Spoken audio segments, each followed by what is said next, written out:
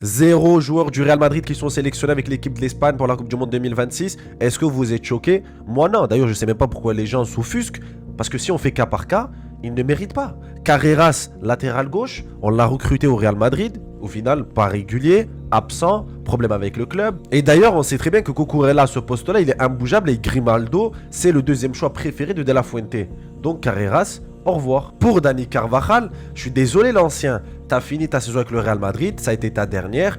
Même cette année, entre tes blessures et le fait de te voir 3 matchs par an, c'est pas assez pour être sélectionné à la Coupe du Monde. Pour le cas de Jean Huysen, qui fait un peu plus polémique apparemment, ce début de saison il était bon. Avec quand il était associé avec Eder Militao, dès qu'il a commencé à être associé à Asensio, on était les premiers à lui tomber dessus. On parlait de scam de la part de Bournemouth, de pourquoi le recruter, il est trop gentil. Ensuite, il y a eu une petite période où il a été bon. Quand il a été reassocié avec Rudiger, à partir du moment où Eder Militao il est revenu, ce mec-là, on l'a plus vu. Est-ce que c'est assez pour être sélectionné avec l'équipe d'Espagne?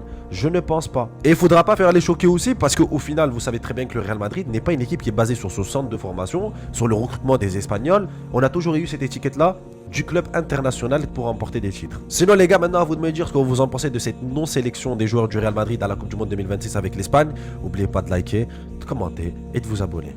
Vamos.